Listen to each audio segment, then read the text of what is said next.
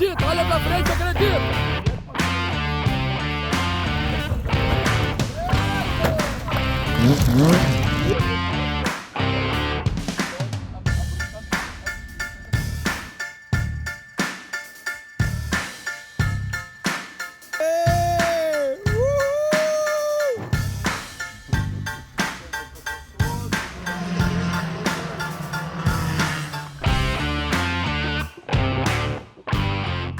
Boa noite, eu sou André Vargas e sejam todos muito bem-vindos à família Master Trail. Hoje nós vamos falar sobre um assunto que me empolga muito, que é primeiros socorros. E o nosso convidado especial de hoje é o capitão João Felipe. Ele é capitão médico e também tem o curso de APH de combate. Boa noite, João. Boa noite, André. Boa noite a todo mundo que nos acompanha. É um prazer estar aqui, podendo falar de um assunto tão importante, né, e que realmente vai salvar a vida, né, e vai fazer diferença na vida dos motociclistas e para que eles possam também prestar algum apoio, algum socorro numa viagem, né, alguma situação que realmente exija esse tipo de conhecimento, que é extremamente importante, né? Eu sou socorrista, né? Então já estou acostumado a trabalhar com meios de fortuna, como militar também, policial, às vezes trabalhando na rodovia, policial rodoviário.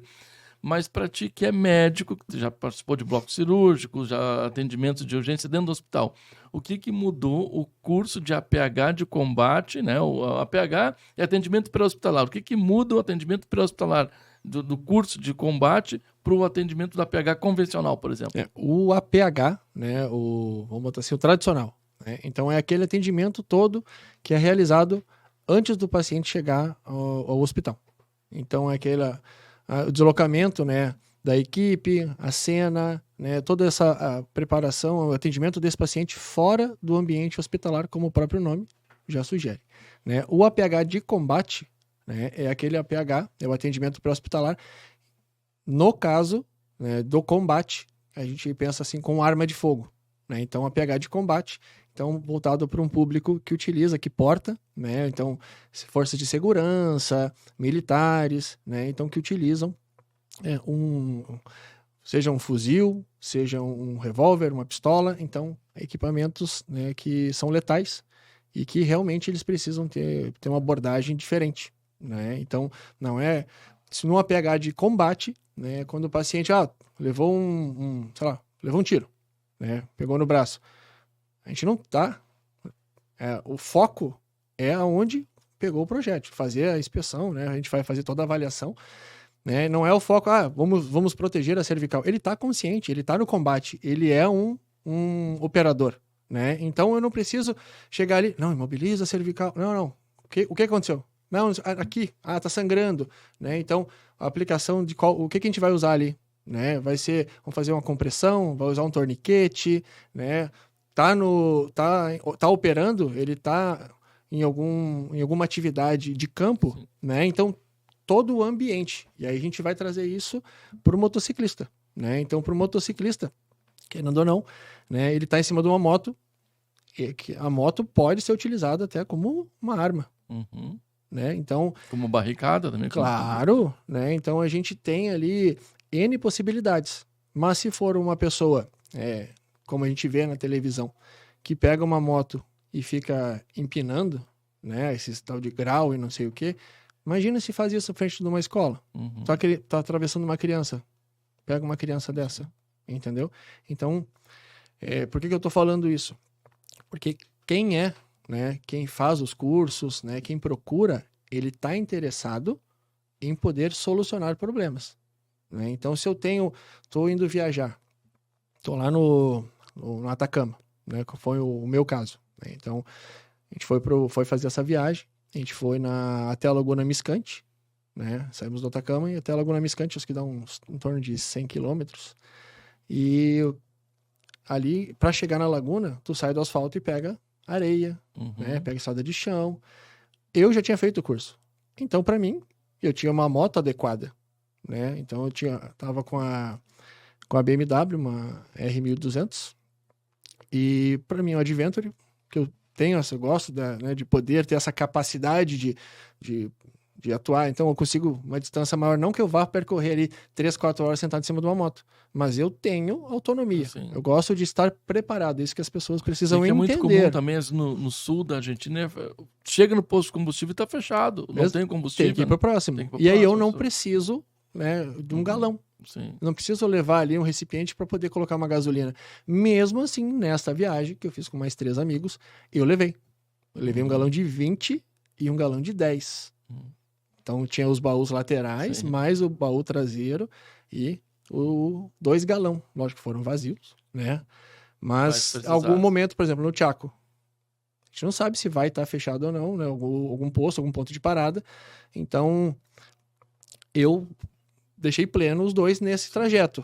Fora disso, eu sabia que tinha os postos, não ia dar problema nenhum. Então, por que eu tô falando isso? Porque o motociclista, ele precisa entender que ele precisa estar preparado para situações. E fazer o curso, né, ter o curso de APH, né, não precisa ser um APH de combate, mas vai ser um APH para motociclista, que é o nosso... Né, na escola é o curso de atendimento para motociclista. O objetivo é, o cara tá num local inóspito, não tem hospital, não tem ambulância, não tem um médico, como é que ele faz para reagir perante aquele determinado trauma? Né? Ele tem que estar preparado. Sim. Como é que eu me preparo para isso? Fisicamente e tecnicamente. Sim. Então eu preciso ter os equipamentos adequados, o mínimo, né? Então, e saber como improvisar, usar os meios de fortuna, né? Então, pra gente que é militar, isso é tranquilo. A gente vai pro campo, tem a pista de APH, né? Tem ali a PPS, né? Então, a gente tem a pista de primeiros socorros. Sim. Então, a gente sabe, já tem uma noção desde quando a gente teve a nossa formação. Na polícia a gente dizia o MVP, né? É meios de virações próprias. Te vira, né? Exatamente. Não tem uma tala moldável.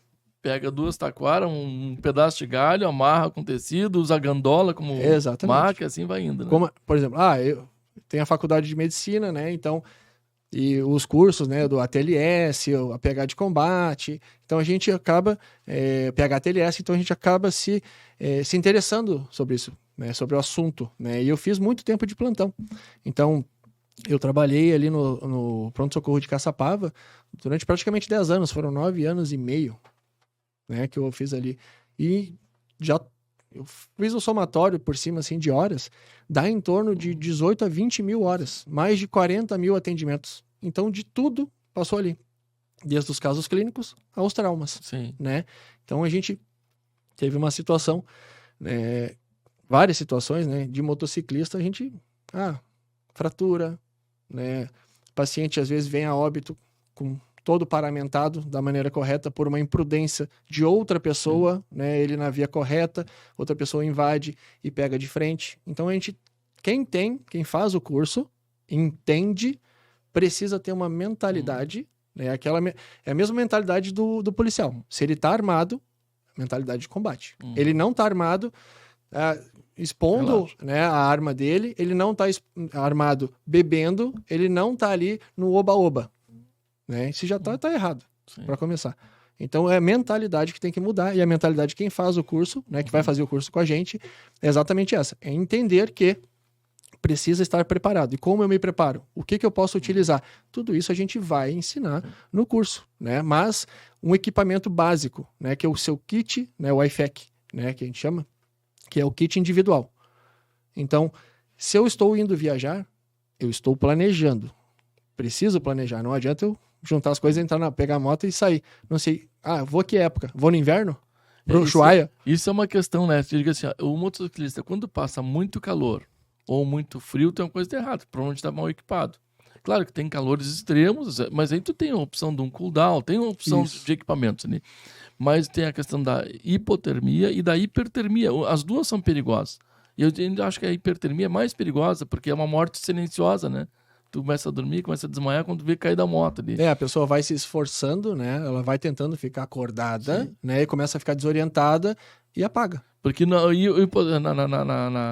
hipotermia tu começa a tremer, o próprio organismo começa a dar manifestações de eu tô com frio, eu tenho que me aquecer. E tu vai sentindo, mas o calor não, tu vai resistindo, vai tentando resistir quando vê. E são condições mais extremas, né? Sim. Tanto a hiper, né, quanto a hipo. Né? Então, às vezes, quantas vezes em reunião a gente está em reunião ali com as pessoas ali, seja no quartel, ou seja na formatura, principalmente em formatura, quando está muito quente. Sempre tem um soldado que cai. Sim. Sempre tem. 1, 2, às vezes 3. Quanto mais tempo você fica exposto àquele calor, imagina, como eu já citamos, fazer uma travessia do Chaco, pegando 40 graus, 45 graus. Se tu não tá preparado, tu tá ali sofrendo, entendeu? A temperatura tá subindo, tu não vai perceber, uma hora tu vai começar a ficar desorientado, tu apaga. Né? Então, precisa ter noção de onde tu vai fazer o planejamento, saber o que fazer, que é o que a gente vai ensinar. No caso de extremo frio, hipotermia, o cara começa a sentir que está entrando em hipotermia. O que ele pode fazer? O que ele deve fazer, no caso, com primeiros socorros? Então, o ideal é que ele se prepare para isso. Então, se eu sei que eu vou pegar uma temperatura mais baixa, eu tô com o equipamento adequado? Porque tô viajando sozinho? Porque às vezes também aconteceu comigo. Eu estava escalando o Pico da Bandeira e tava um outro rapaz lá, escalando totalmente mal equipado, em estado de hipotermia. Então, o corpo vai dando sinais, né? Então, se tiver mal equipado, né, extremidade... Ele não tinha nem manta luminizada, ele não tinha nada, tava ali... Então, desde as mãos, os pés, né, a calça que tá utilizando, a jaqueta, tá usando, né, um cachecol, tá usando uma touca, né, qual é o capacete que você tá utilizando, né, tá preparado, sabe a temperatura que você vai passar, então tudo isso precisa, você tem que ter, a manta você precisa ter. Por que eu falei do IFAC, né, do kit individual? Porque é o teu kit individual, é o teu, então não adianta eu viajar com pessoas que não têm a mesma mentalidade. É um amigo meu, ele vai numa CG 125 e tu tá de Adventure com capacidade de andar 400 km e o camarada tá numa moto que não passa de 80. Todo equipado, ele cheio de... Não tem como. Tem até o gringo, acho que é o Gringo Sem Fronteiras, alguma coisa assim. Foi de pop, que ele tá indo numa cinquentinha fazer a volta ao mundo, 2 anos. Então, o primeiro trajeto dele, se eu não me engano, acho que foram alguns quilômetros, acho que ele ia levar 3 dias para rodar, tipo, 600 quilômetros ou 900 quilômetros. Então, assim, é uma aventura, mas é um risco. E tu tem que entender que a mentalidade, né, e o equipamento é importante. Então, quem tá viajando contigo tem um equipamento semelhante, uma moto, mesmo padrão, tem o mesmo conhecimento, fez o curso, né, da Master, fez o curso de APH, tem o seu próprio kit de primeiros socorros, sabe fazer, porque não adianta tu viajar preparado e um amigo teu vai sofrer um problema, tu vai utilizar o teu kit nele. Ok, mas e se nesse deslocamento pós fazer o atendimento, tu te machuca? Que kit? Qual é o material que vão fazer o primeiro socorro em ti, os primeiros socorros em ti? Se tu já usou o teu, entendeu? Então, cada um precisa ter o seu. Isso é extremamente importante. E a hipotermia, ela geralmente começa pelas extremidades, né? Pela ponta dos dedos, dos pés, da mão. Então, quando a pessoa sente, se ele não tiver uma medida reativa logo, ele está correndo o risco até de uma amputação. A primeira medida é sair do local que está causando aquilo. Né? Então, eu tenho condições de sair? Né? Consigo? Sozinho? Nós pegamos muita chuva e muito frio na carretera austral. E aí chegou um momento que nós estávamos com todas as roupas praticamente molhadas. Exatamente. Cara, primeira cidade, parou a viagem. Organiza, espera secar a roupa e vai embora. Isso aí. E tem muita gente que viaja com um cronograma. Não, dia tal é na cidade tal, no dia tal é na cidade tal. Então essa parte, o que a gente poderia usar para hipotermia? Né? Então, o exército israelense, ele é muito bem preparado com relação à parte médica. Para tudo. Né? Então, tem alguns produtos, né, que a gente pode montar, pode levar junto, que quando estimulados, né, quando, por exemplo, tem uma barrinha que tu quebra ela e ela produz calor. Então, às vezes, o que eu faço? Tem um colete com essas barrinhas, né, que geram calor. Então, 37, 38 graus e permanecem por muito tempo para poder aquecer o paciente. Né? Então, 3, 4, 5 horas gerando calor. Tem algumas que geram até mais, depende da qualidade do produto. Tá? Então, isso poderia ser levado junto, sim. Mas, vamos botar assim, como equipamento, materiais da expedição. Mas não tem, começou a sentir, molhou a luva. É muito comum molhar a luva. Cara, usa o motor, o próprio aquecimento do motor, né? Bota Exatamente. as mãos próximo do motor e deixa aquecer. Isso aí. Deixa. Tentar tirar o que está molhado, Sim. né? Se tiver algum outro seco, colocar, procurar um abrigo, né? Fora do vento, porque senão perde calor.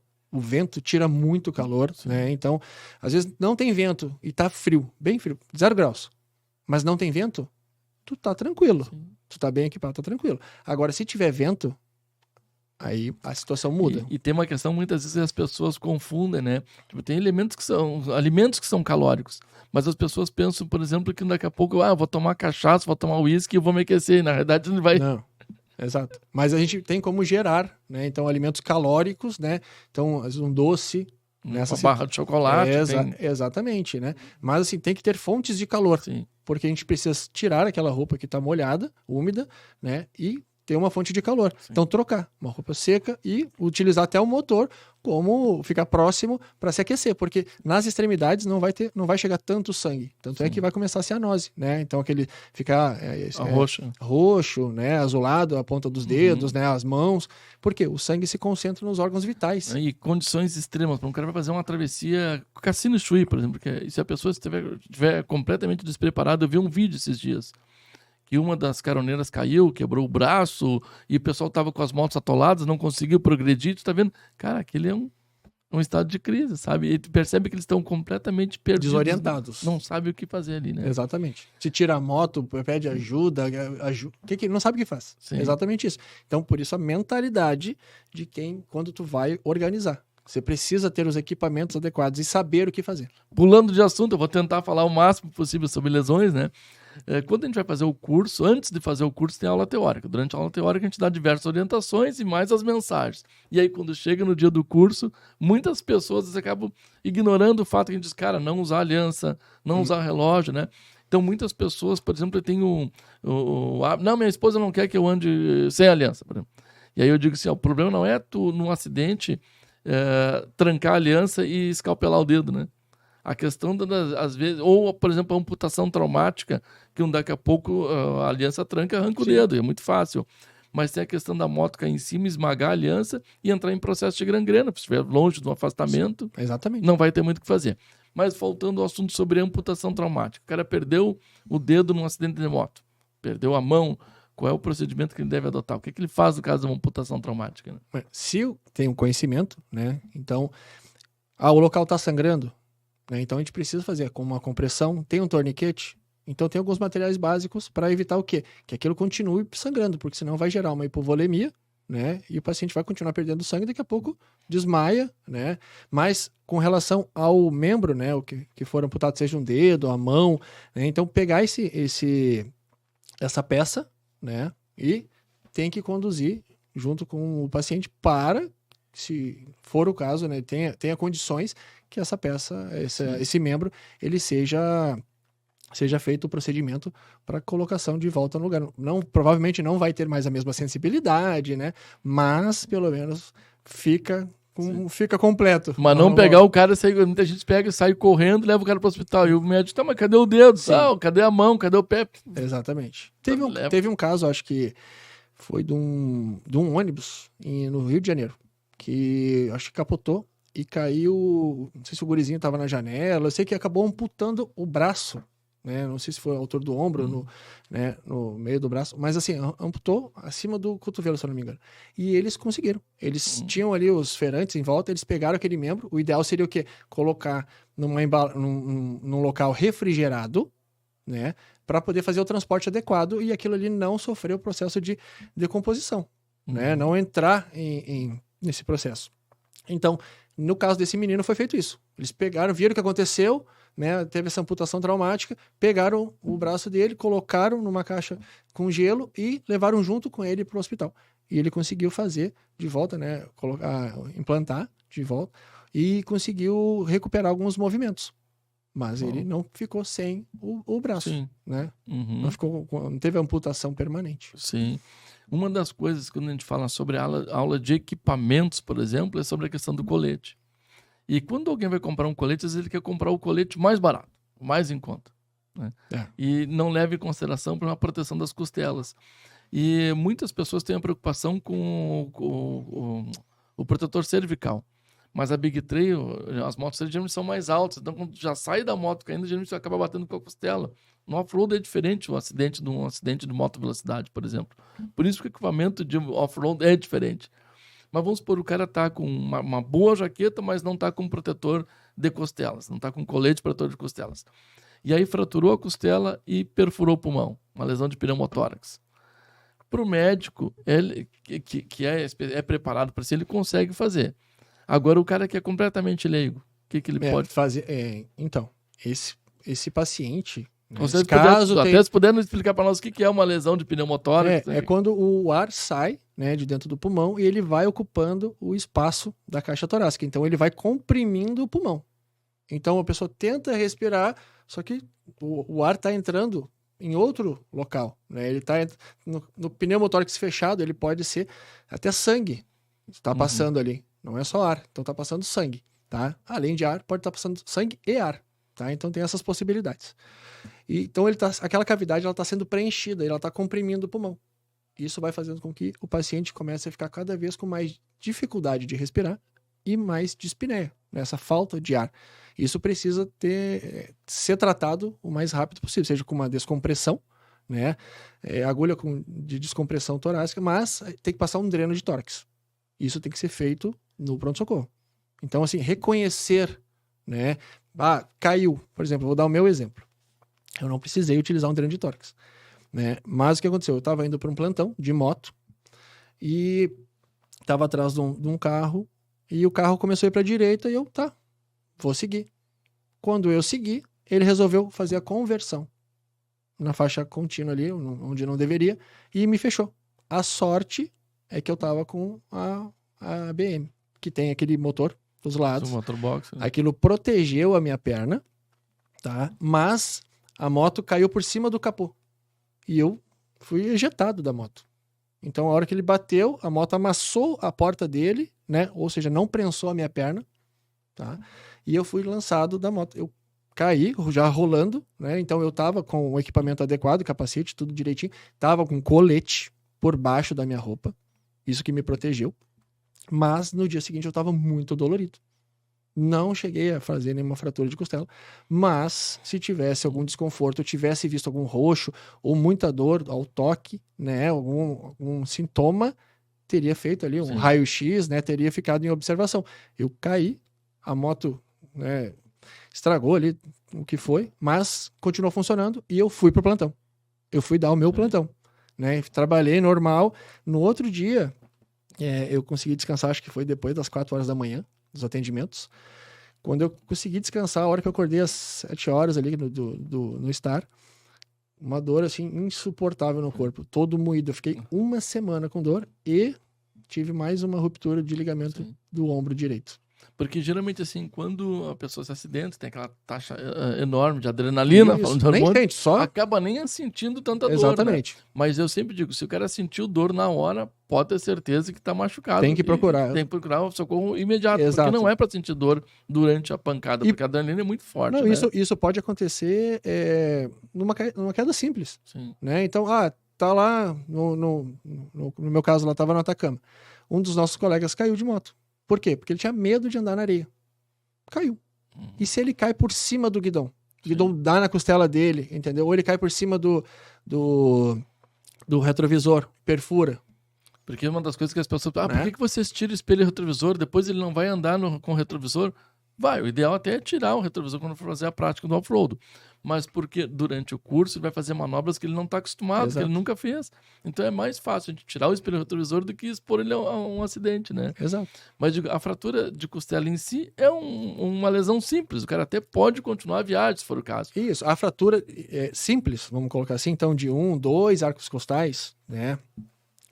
Dói, vai doer. Tem que ficar apertando, Sim. incomoda, né? Mas, por exemplo, caiu, vamos botar aqui, sem saber, continua com dor, tem essa fratura. Ele continua, consegue fazer o seu deslocamento até um local adequado para fazer a avaliação. E com analgésico, isso resolve. Sim. O problema é se tiver uma outra lesão pulmão. E se tiver com dificuldade de respirar ou com dor, respirar, o quanto antes procurar um hospital ou assistência. É questão de 1 hora, 2 o máximo, já é muito para o pessoal. Ou menos. Tudo depende da lesão, da gravidade da lesão.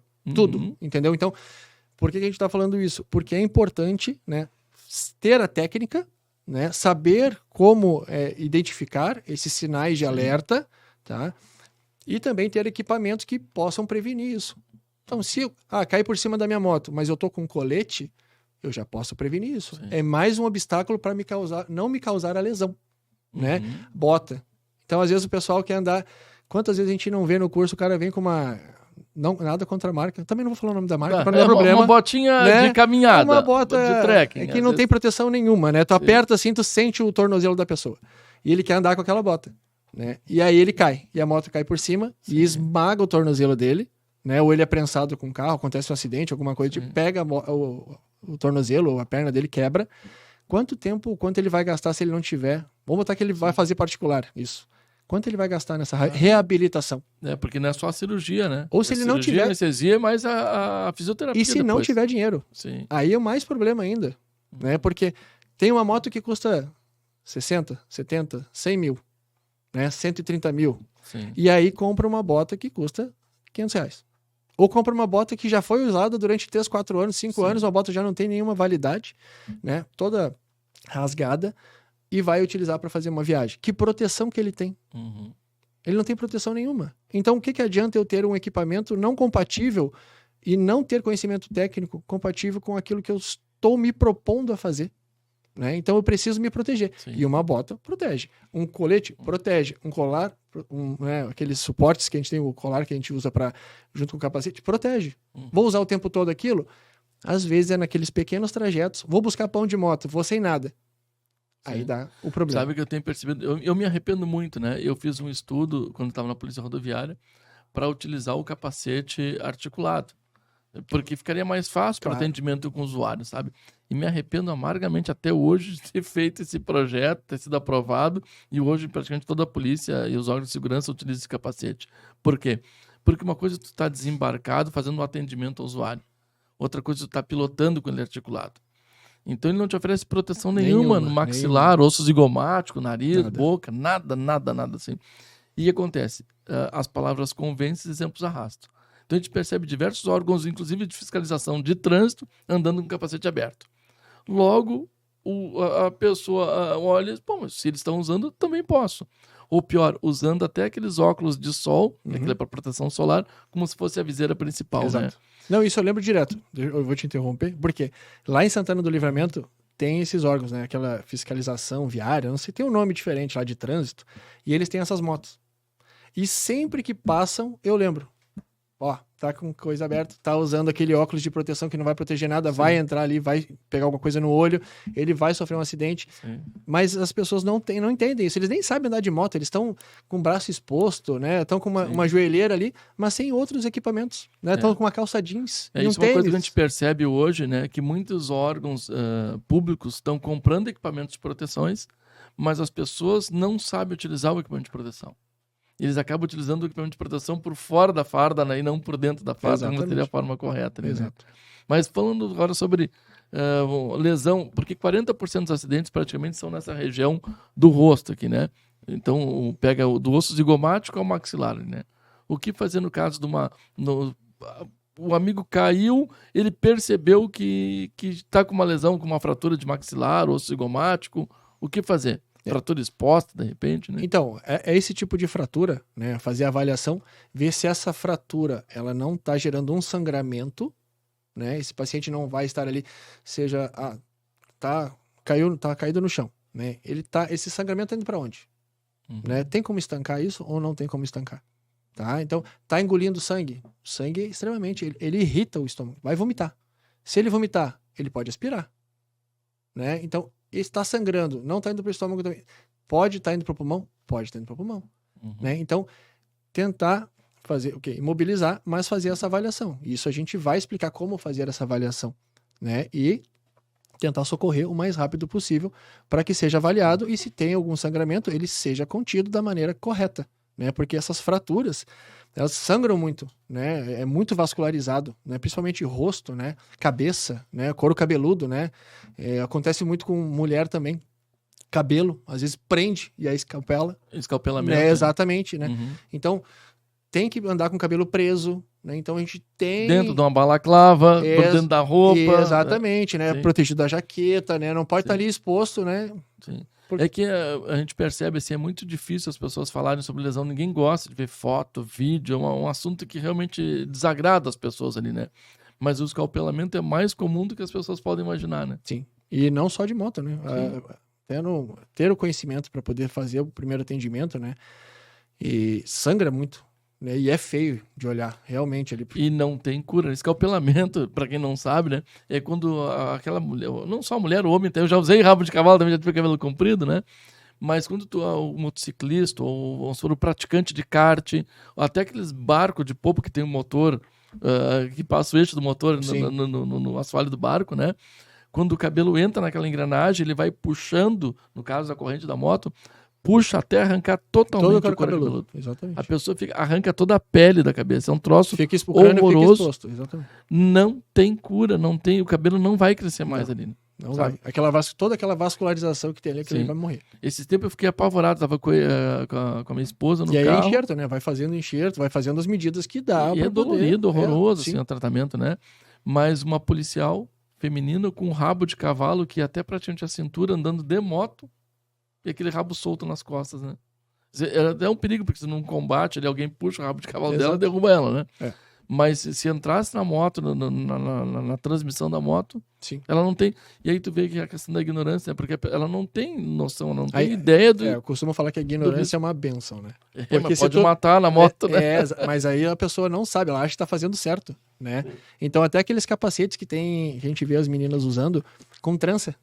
Já viu aquele capacete com trança? Isso, aquilo pode prender em alguma coisa, pode prender aquilo ali, né? Seja na própria moto ou em algum outro veículo, e aquilo ali vai dar um estirão. Se ela normalmente eles não estão com a queixeira fechada ali, né? Eles não estão com o capacete fechado. Frouxo, tá sempre frouxo, então aquele negócio já vai sair, ou então vai voar aquele capacete. Então, tem os dois lados ali, né? Na verdade, é sempre ruim isso, né? Da mesma forma, aquelas pessoas que têm o hábito horrível de usar aquele chaveiro pendurado no pescoço. Sim, exatamente. Da mesma forma que o cabelo entra, a chave também pode trancar até no comando da moto na hora que estiver durante a queda, fraturar o ióide. Sim, exatamente. Asfixia mecânica. Então aquilo ali vai causar um trauma. Sim. Seja, né, na traqueia ou seja na coluna cervical. Isso vai gerar um dano. Sim. Então precisa entender e tentar minimizar ao máximo essas possibilidades, esses traumas, né? Então a gente tem que explicar, mostrar para a pessoa que aquilo ali, visualmente é legal. Mas quer correr o risco mesmo? Olha o que pode acontecer. Quer ficar tetraplégico? Sim. Né? Se não morrer. Se não morrer. Né? Então, melhor não correr esse risco. Vai ficar em cima de uma cama, em cima de uma cadeira de roda, o resto da vida, com alguém te dando comida. Quer correr esse risco, gente? Não tem essa necessidade. Ontem eu estava visitando um amigo meu, que é comandante do policiamento da capital, o coronel Luciano Moritz. Um abraço, também nos acompanha aqui. E ele passeando de moto com o filho no final de semana. E o filho dele com a moto trail na frente. Eles estavam fazendo, acho que a Serra do Umbu, se não me engano. E daqui a pouco lançou uma pedra e pá, na viseira. E logo ele se lembrou, porque eu tô sempre falando, né? Viseira fechada, viseira fechada, fecha a viseira. É o nosso mantra da escola, né? Tira a mão da embreagem, fecha a viseira. Mas se ele não tivesse com a viseira fechada, provavelmente teria perdido o olho. Pode acontecer o trauma. E o pessoal que faz muito off, né? E andando, ou trilha também, é o trauma ocular, né? Então, às vezes um galho. Cravou um galho no olho. Acontece. Entra. Tá com a viseira aberta, eles não têm esse hábito, né? Não tem essa orientação. Ou tira o óculos, porque tá embaçando, ele vai, em vez de parar e limpar o óculos, ele resolve tirar o óculos, ou remover o óculos pra desembaçar e vai andando até. Exatamente. E aí, entrou um galho. O que eu faço? Eu tiro o galho? Não, você não vai tirar o galho, né? Então a gente vai fazer a proteção e vai do jeito... Não tira o capacete também, vai do jeito que está pro pronto-socorro, né? Então a gente tem que ter esse conhecimento se vai se arriscar a fazer alguma atividade que possa gerar algum trauma. Sim. É importante saber isso, né? A moto caiu em cima da perna. A perna está deslocada. Vou alinhar a fratura? Não vou alinhar. O que eu vou usar? Né? O trauma do olho, como é que eu vou fixar isso? O galho tá para cima. Como é que eu apoio esse galho para ele não ficar movimentando e gerando mais trauma? Né? Então, tudo isso a gente vai passar pro... Porque às vezes o cara tá no meio da trilha, né? Não tem como botar numa ambulância, chamar um no lugar remoto, exato. Entra remoto. Até conseguir. Se ele tiver com mais gente conseguirem ajudar, ok, mesmo assim vai levar um tempo. Sim. Né? E essa ajuda é uma ajuda preparada ou é uma ajuda, né, de qualquer jeito? E a gente percebe a tendência do motociclista caiu, a primeira coisa que as pessoas querem é tirar o capacete dele. Pô, às vezes ele tá com uma lesão no crânio. Exato. Ele- Tem tudo, gente. Tudo são situações. Tudo são situações. Caiu. Tá no meio de uma rodovia. Tá vendo que tem trânsito. O pessoal tá vindo. Tá meio... Não quer deixar ele morrer. Vai tirar dali? Vai ter que fazer essa ação. Sim. Né? Ou vai deixar um carro passar por cima? Uhum. Não vai. Mas são situações. Caiu num lugar que tenha segurança. A cena está segura. Né? Você está seguro para fazer o atendimento. Vai começar a prestar atendimento da maneira correta, imobilizando a coluna cervical. E, se tiver sozinho, tentando, imobilizou e vai fazer o resto do check-up. Né? Vai fazer a avaliação do paciente. Né? Mas, se tiver com mais amigos ou componentes ali naquele grupo, um vai ficar na cervical e os outros vão fazer as avaliações, sempre sendo comandados e informando quem está recebendo, ou quem está de gerente, né, daquela situação. E no curso de carona, uma das primeiras coisas que a gente ensina é como a caroneira cair da moto, né? Para minimizar os danos. Exato. No curso nível 2 é a mesma coisa, no curso Advento, né? A primeira que a gente ensina é isolamento do local de queda. Além de ensinar a cair, como isolar o local da cinemática de trauma ali, do acidente. Exato. Porque se tu não souber isolar o local, tu morre atropelado, tu vai virar uma próxima vítima também, como tu né? vai sinalizar? Que distância tu vai sinalizar? Sim. Né? Como tu vai sinalizar? Uhum. O que tu vai utilizar? Tem o sinal universal, né? O capacete, aquele capacete no chão ali, as pessoas sabem que tem vítimas, né? Então, quem entende vai procurar ajuda, passou de carro, sabe que não pode prestar o apoio, mas ele vai avisar na sequência, né? Porque a gente, para mim que trabalhei em rodovia também, né? Então a primeira coisa é sinalizar o local. Primeiro vai lá, ocorreu o acidente. Primeiro a gente tem a tendência de querer socorrer a vítima. Querer ajudar, Primeira coisa é sinalizar. Se tiver 2 sentidos, sinalizar os 2 sentidos para não ser atropelado. Exato. Bom, tem que avisar alguém, aconteceu um acidente. E aí vai fazer o socorro da vítima. Senão É uma coisa, as pessoas, eu tenho conhecimento, beleza. Mas para quem você liga? Quais são os números que você tem que ligar? Né? Para onde você está indo? Quais são os serviços que tem? Então, trazendo para minha realidade também de militar. Então, quando a gente vai fazer uma operação, a gente faz contato com os hospitais, né, para fazer a evacuação de algum paciente, e a gente já tem contato da cadeia de evacuação. Então, para quem que a gente liga? Quem vai responder? Qual é o contato? Sim. Quem é o médico responsável? Quem é o cirurgião? Né? Então, E tem os hospitais de referência também. Se o cara está com problema cardíaco, não adianta, já leva direto pro às vezes né, na região, na capital. E lógico, tem, exato. Né? Como, às vezes no interior, para você passar para aquela avaliação, ele ser cadastrado e vai ser transferido. Né? Então, por que eu preciso saber a cadeia de evacuação? Né? Que às vezes as pessoas assim, mas é muita coisa para sair de viagem, então eu acho que eu não vou. Né? Mas você precisa pensar em todas as possibilidades. Sim. Por quê? Vamos botar que você vai fazer um off, né, num local que tenha muita aranha, cobra. Uhum. E aí? Vai para onde? Você sabe se o hospital que você vai fazer essa viagem ou vai fazer essa travessia, o que for, tem esse soro para tratar isso? Tem profissionais adequados? É uma unidade básica? Né? Ele consegue fazer o primeiro atendimento? Quem tá ali? Então, às vezes, é importante. Vou fazer uma parte aqui, ó. O capitão João Felipe, tá? Médico, cara, é interessante porque ele também faz uma consulta. Tu vai fazer uma viagem de moto. E aí tu vai fazer uma consulta com ele. Tu vai saber sobre doenças pré-existentes, sobre, olha, quais medicamentos tu vai levar. Ele vai te prescrever uma receita com quais são os medicamentos indicados para viagem. Antitérmico, antialérgico. Então tu já sai do Brasil com o medicamento e com a receita. Mas mais importante que isso é que também durante a viagem teve algum problema, tu vai ligar para ele. Olha, eu estou sentindo tal coisa. E ele vai te dizer, usa tal medicamento com tal dosagem. E tem uma outra parte muito bacana, porque muitas vezes tu pode se envolver num acidente e ter uma fratura. Nós tivemos um episódio na África onde um aluno teve uma fratura na fíbula. A fratura em si, tu olha assim, é uma fratura simples, não chega a ser uma fratura, não foi uma fratura exposta, sabe? E nem complexa de multitraumas. Mas ficou naquela dúvida. Faz a cirurgia, não faz a cirurgia, qual é o melhor procedimento? Então, se tu tens um médico de confiança, no caso da escola Master 3, os alunos já fazem a consulta com o João Felipe antes da viagem, e se der algum problema durante a viagem, é ele que vai fazer a tradução, às vezes até de um termo técnico, que tu não está entendendo a linguagem local. Fazer o contato com o hospital, né, para entender o que eles têm, qual é a gravidade desse paciente, para saber qual é o próximo. Vai remover? Ele vai para onde? Qual é o próximo centro que vai receber ele?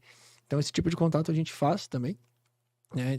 Tudo depende da logística do paciente. Onde ele vai ser? A gente tem uma equipe, né? Então, por exemplo, alguém que é mais fluente no espanhol, no inglês, depende do idioma, né? Então a gente precisa montar essa equipe para poder fazer a logística caso aconteça algum acidente, né? Porque no seguro, o seguro ele vai, se tu fizer um bom seguro, ele vai cobrir a cirurgia. Sim. Vai cobrir o teu transporte para cá. Mas depende do lugar que tu tá, vem cá, será que é melhor fazer a cirurgia lá ou é melhor fazer a cirurgia no Brasil, né? Exato. Se der uma infecção, sabe, tu fica nesse dilema ali, né? O transporte, né? Vai fazer o transporte via terrestre, vai fazer aeromédico, né? Vai sair da onde? Quem vai fazer? Precisa buscar onde? Tem teto, não tem teto? Né? Então, o teto que eu digo, tem condições de voo, né? Vai ser um helicóptero que vai fazer o resgate? É um avião? Então, tudo precisa ser... tá nos Andes. Como é que vai pousar? Então, o helicóptero, depende de tudo aonde está, né? E aí a gente poder fazer esse contato para entender o que está acontecendo e poder traçar qual a melhor estratégia, né? Na época do Covid, eu mandei medicação para paciente, filho de um amigo meu que mora no Canadá. Eles não estavam querendo prescrever as medicações que estavam sendo utilizadas naquela época. E eu prescrevi, né? Então, tanto em português quanto em inglês, e a gente fez o envio dessa medicação com toda a documentação para que ele e a esposa pudessem utilizar lá, porque o próprio governo do Canadá não tinha não estava utilizando o mesmo protocolo que a gente estava usando aqui no Brasil na época. Sim. E essa questão de medicamentos é mais complicado do que a gente imagina. Lembra daquele motorista, um jogador de futebol na Rússia? Sim, exatamente. Foi preso por tráfico internacional. Por estar com codeína, né? Ele estava com codeína na época e lá eles consideram como se fosse droga, né? Sim. Então, Foi preso. Ele teve até intervenção depois do presidente da República para conseguir um indulto. Não chegou a ser um indulto. Tem que saber o que você pode levar e para onde você pode levar. Sim. Né? Então, a gente vê o pessoal que faz fisiculturismo, né? Eles levam hormônio, né? Então, mas eles têm toda a prescrição do que eles vão utilizar. Sim. Mas, querendo ou não, eles vão passar e vão ter que se explicar e mostrar que realmente, não, isso é para o meu uso. Não estou vendendo, não estou trazendo ou estão levando, né? Para fazer algum tráfico, né? Alguma coisa assim. Sim. Isso é uma das coisas, quando eu levo no meu kit de primeiros socorros e meu kit de medicamentos, eu sempre levo os medicamentos fechados. Se eu tenho um uso de medicamento contínuo, por exemplo. Eu não levo uma cartela aberta, eu levo fechado. Exato. Né? Até para mostrar, né? Ele vai ver, não, realmente, ele está no laboratório, está lacrado. Sim. E a quantidade, né? Quantidade individual. Não adianta, eu vou levar 10 caixas de amoxicilina. Sim. Cara, para que 10 caixas? Você vai fazer uma viagem de 2 semanas? Né? Não tem fundamento. Sempre procurando fazer uma vinculação com moto, né? Então, muitas vezes aqui ele vai fazer a manutenção preventiva, corretiva, preditiva da moto mesmo. Mas uma das coisas que as pessoas não dão bola, por exemplo, quebrou o espelho retrovisor. E aí tu vai na concessionária, mas é tão caro o espelho retrovisor. E aí mas eu encontro no mercado paralelo pela metade do preço. Ou vai na internet compra pela metade do preço. Uma das coisas que tem no espelho retrovisor, na haste do espelho retrovisor, é uma bolinha. Que muitas vezes no espelho paralelo não tem essa bolinha. Então, quando o espelho cai da haste, ele vai ficar só o parafuso. E no caso de uma lesão, numa queda, ele pode ter uma lesão perfuro cortante, por exemplo.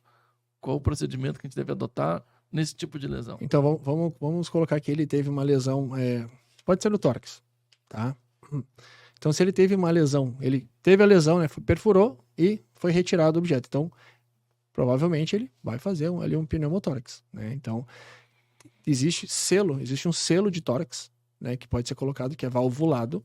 Ou seja, quando o paciente inspira, né? Ele consegue que o ar vá para o pulmão. E quando ele expira, é jogado para fora aquele sangue, né? Então ele enche o pulmão, sai sangue também, e quando ele vai respirar, continuar respirando, o sangue do ambiente não entra pela cavidade. Por quê? Porque ele está usando um selo, né? Então ele consegue ventilar e aquele sangue, aquele ar que precisa sair, ele sai pelo selo de tórax, né, que é colocado.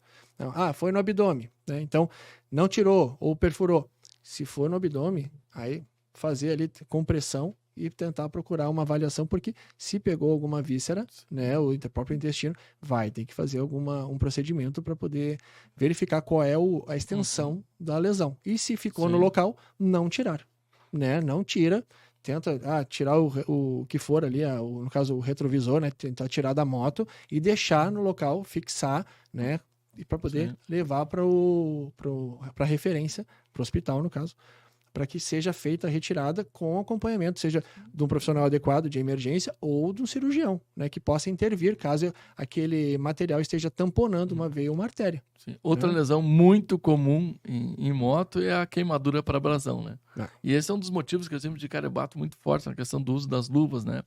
Porque tu vê até uma criança quando tá aprendendo a caminhar, quando ela vai cair, a primeira coisa que ela bota são as mãos, né? O motociclista é o pé. E o segundo passo é as mãos. Mas a tendência, se o cara queimar numa área que não tenha muita proteção muscular, bater direto no osso, o risco de uma infecção é tremenda, né? Além da fratura, da infecção, né? E o dano que tudo isso pode gerar. Então a gente vê o pessoal andando às vezes de chinelo, tênis. Sim. Cai no asfalto, aquilo é uma lixa, né? Então... E uma lixa infectada, né? Exato, tudo sujo, aquilo óleo, no mínimo tudo. 6 meses de traconazol, né? Depende do quanto aquilo vai gerar uma lesão, né? Então, vou botar aqui, se ele caiu, né, e estava de camiseta,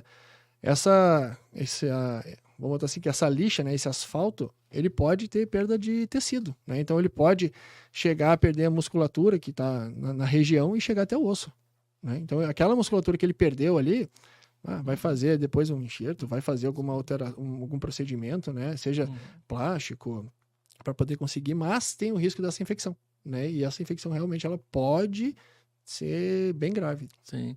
E uma das coisas que a gente aprende muito, já desde os primeiros cursos... a recuperação, né? O cara, imagina, a gente tem ali casos, né? A gente fica sempre frisando ali no quartel, né? No exército. Equipamentos de segurança. Equipamento de segurança. Por quê?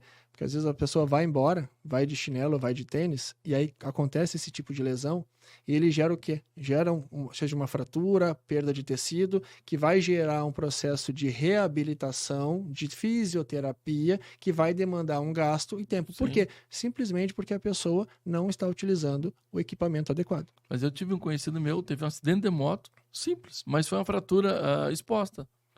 Recuperou a fratura, depois ele teve infecção, aí começou a fazer tratamento de infecção, foi.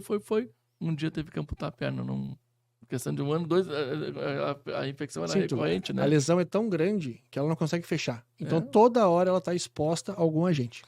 Então, se ele tivesse com uma bota, quando ele bateu, a bota ia proteger, mesmo que a fratura fosse exposta, o osso ficaria protegido dentro da bota. Estou com todos os equipamentos e acontece isso. É uma fatalidade, né? Isso aí pode acontecer. Mas pior é não estar e achar que não vai acontecer. Sim. Isso não tem cabimento, né? Então, por isso que eu falo, tem um bem que tem um custo, tem um valor muito caro, né? Eu tenho que estar do mesmo jeito, equipado, tão equipado quanto a minha moto, né? E com treinamento para poder fazer o atendimento. E a mentalidade das pessoas precisam ser a mesma. E no acidente de moto, às vezes acontece com 2, 3 motos, né? A tendência das pessoas a prestar o socorro é para aquela que tá berrando, aquela que tá chorando, aquela que tá desesperada, né? Aquela tá bem, né? Aquela tá bem. E aí a gente acaba... Aquele cara que tá quietinho, sentadinho, tá deitadinho, tu acha, não, ele tá bem, tá quietinho, não tá nem reclamando de dor, né? E aí vem o risco da... Isso a gente mostra, né? Ensina pros alunos como... Aquele paciente que a gente sabe que ele está gritando... Está verbalizando ali, né? Ele está ventilando, né? Então, ele está respirando, ele está consciente, né? Então, não que tu não vai fazer o atendimento dele, mas se tem múltiplas vítimas, a gente tem que priorizar e entender quais são as prioridades, né? Então, tem uma pessoa inconsciente lá, amputou uma perna, né? Então, a gente vai fazer a avaliação, ver se aquele paciente tem pulso, né? Se está sangrando, quais são as medidas. Porque aquele outro paciente que está com a perna quebrada, ele pode estar gritando de dor, com a perna torta, vamos colocar assim, né? Deslocada, ela vai conseguir te dizer o que está acontecendo. Aquela pessoa que está inconsciente, tu não sabe, tu vai ter que avaliar, tu vai ter que fazer todos os passos, né? Do A, B, C, D, E, do trauma para poder entender.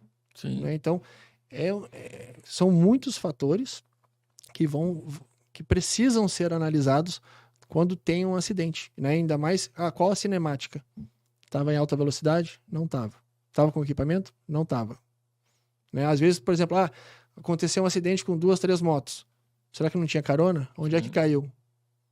Será que não tem outra pessoa no mato desacordada? Sim. Isso precisa ser avaliado. Precisa procurar em volta. Não, às vezes a equipe precisa. Uma fratura exposta, uma amputação, e aí tu vai dar atenção total ali. O cara tá com traumatismo craniano quietinho e tu... Não, ele tá bem, né? Ele Exato. tá quietinho, né? Ele tá ali, daqui a pouco começa a ficar desorientado, né? Tu não deu atenção para ele, deixou... Não.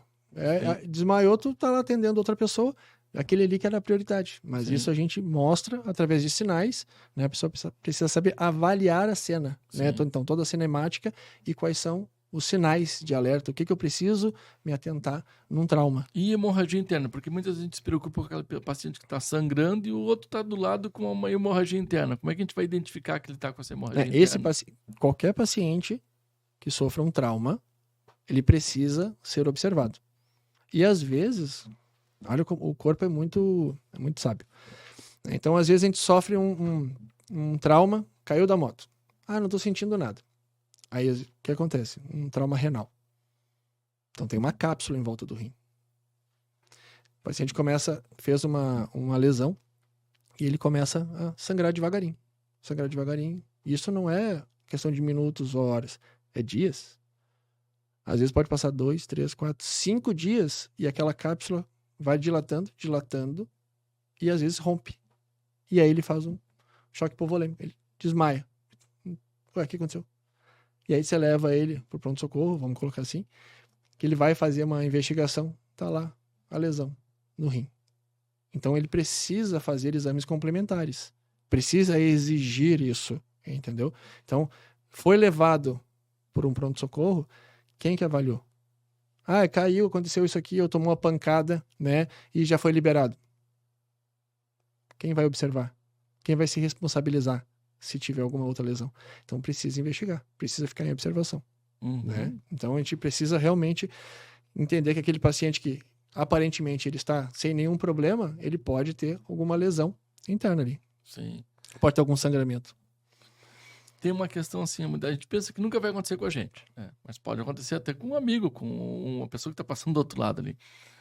Tu tens o APH de combate, é médico, provavelmente quando vai fazer uma viagem tem um kit de primeiros socorros maior do que a tua bagagem pessoal, com certeza. Mochila. A mochila que é a mesma que deve levar no carro ali, né? Quase uma ambulância ali. Mas para a pessoa que é leiga, ele pensa, mas eu nem sei usar isso aí. Mas tu pode não saber usar, mas de repente está passando alguém que sabe usar. Ou até pesquisa no Google como usar uma tala moldável, coisa assim, né? Mas quais são os equipamentos que tu indicaria uma pessoa, um leigo que não tem conhecimento, mas que seriam básicos para levar para uma viagem? Assim? A primeira coisa é fazer o curso. Ele precisa entender o que ele vai levar. E não adianta ele comprar, por exemplo, ele pode comprar até um cilindro de oxigênio. Né? Mas ele tem a válvula, tem a máscara, óculos nasal, como é que ele vai usar isso? Né? Em que situação ele vai usar isso? Um colar cervical, qual é o tamanho? Vai levar infantil, não vai levar infantil? Qual é né? Então tem todas essas... a gente precisa avaliar os equipamentos. Mas vamos botar que a pessoa fez o curso. Né? Então, o que mata, né? Principalmente? É o sangramento. Né? Sangramento. Então a gente precisa obstrução de via aérea. A gente precisa ter um torniquete, né? Então, a gente passa as marcas também de torniquete que são eficientes, porque não adianta simplesmente pegar uma cinta e querer fazer um torniquete. Não funciona. Vai continuar sangrando, né? Então, vai levar um choque hipovolêmico. Então, torniquete, né? Selo de tórax, pode acontecer. Selo de tórax valvulado, né? Gaze, precisa ter gaze em metro. Tem bastante. Gaze em metro, por exemplo, preenchimento de ferida. Às vezes, sofreu um trauma e arrancou um pedaço da coxa, né? A gente tem como preencher aquilo. Onde é que tá sangrando? A gente ensina, né? Fazer tudo isso. Então, identificou onde é que tá saindo ali, onde é que é a veia ou a artéria. Vai lá, vai fazer a apreensão ali, né? Vai palpar, vai colocar a mão na ferida. Identificou? Vai fazer o procedimento para preencher toda aquela ferida e aí depois ainda vai colocar, né? Vai fazer o curativo ali com com a faixa, né? Mas, tá sangrando. Já vai botar o torniquete. Aonde eu coloco o torniquete? Que altura? Porque quando rompe uma artéria, ela não fica no local. Encolhe. Uhum. Então, se eu tenho uma lesão no antebraço, adianta eu colocar logo acima? Não. Então, eu tenho uma técnica, né, para poder colocar onde vai ser eficiente. Durante muitos anos, o torniquete foi considerado o vilão, né? Foi. Mas isso por ignorância, né? A ignorância é uma benção. Só que foi considerado por profissionais, cirurgião, né? Mas a gente tem estudos, né, que mostram que tem um tempo daquele torniquete. Quanto tempo ele pode ficar totalmente apertado? Se eu vou levar mais tempo que ele pode ficar apertado, como eu faço para poder manter a vascularização daquele membro onde ele está sendo aplicado? Faço medicação, né, seja analgésico, anti-inflamatório, antibiótico. Quando eu faço? Tenho que ter isso? Né? Então, o tempo que ele vai ficar apertado varia e a gente precisa ensinar para o paciente. Quem é que vai afrouxar? Quem vai tirar esse torniquete? Então, vamos botar que tem uma amputação no cotovelo ali, colocou o torniquete e foi pronto-socorro. O médico que está lá, ele sabe avaliar isso? Vou tirar para ver onde é que está sangrando. Ou não tem amputação, está sangrando, lá tem um orifício, está sangrando. Vamos ver se está sangrando. Aí tira. Depois não sabe colocar. Não pode deixar tirar. Quem tem que tirar é o cirurgião dentro do bloco, entendeu? Ele tem que entender também.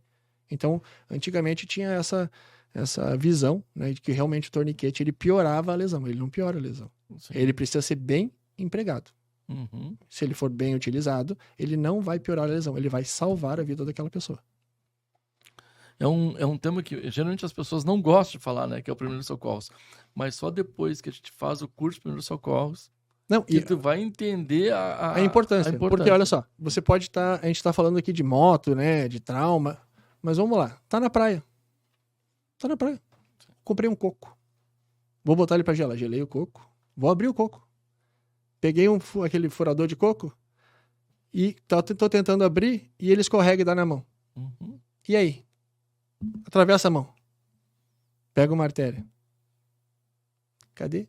Como é que você vai pegar um pano e vai ficar fazendo compressão ali no local? Ou se tu tem um torniquete, tu passa o torniquete ali, tá? Vamos procurar ajuda agora. Minha esposa foi cortar um queijo em casa, em vez de cortar para... Exato. Sentido da lâmina. Como é que você vai fazer? Como é que você vai usar... Tá ali a superfície. Qual é a...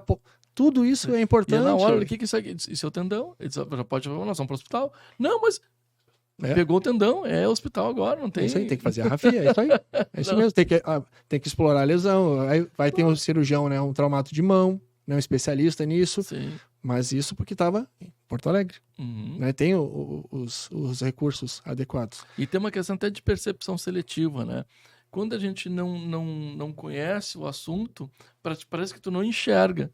Mas quando tu estás, tu já é socorrista, esse tempo eu estava numa churrascaria aqui em Porto Alegre, e olhei aquele cara com a mão no pescoço. Exatamente, é isso aí. Já em estado cianótico. Uhum. Se engasgando ali.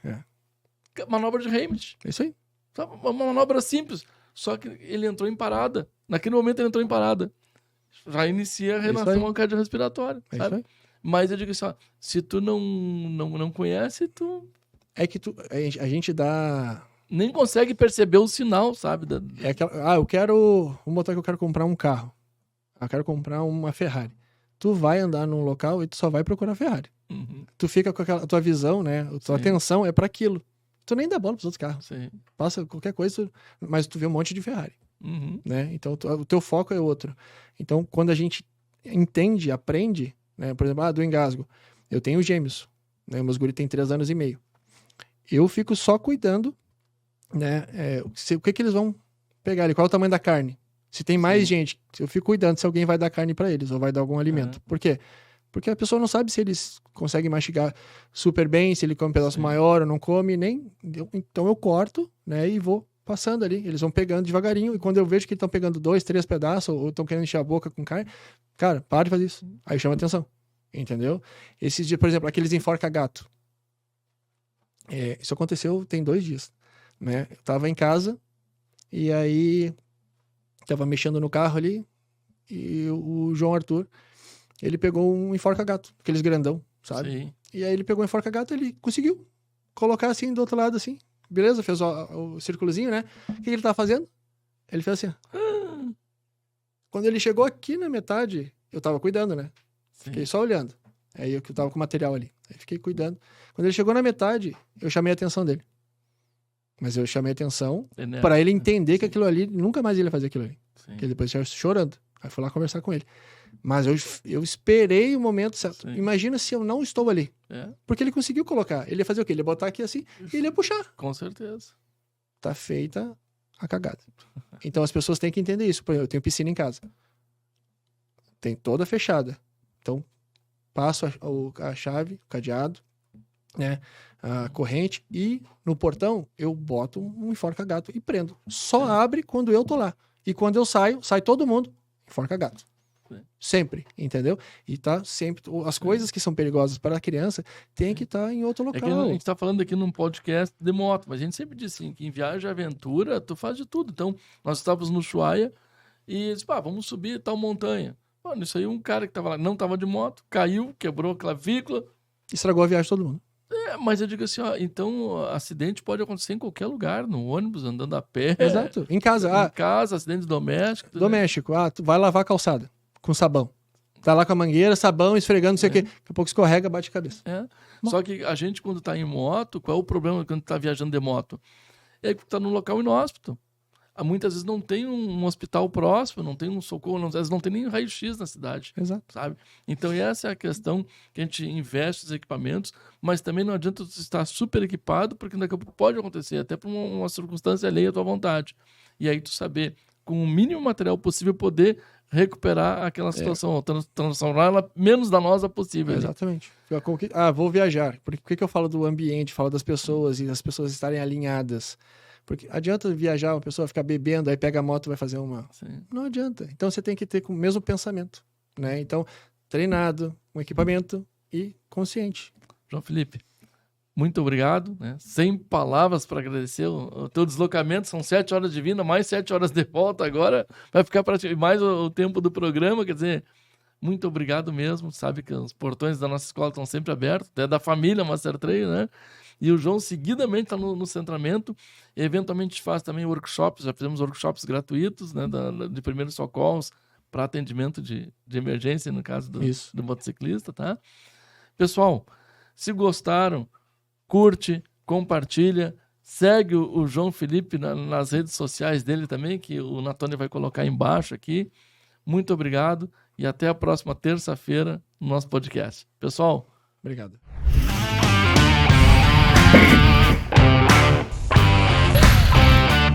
Acredita, olha pra frente, acredita!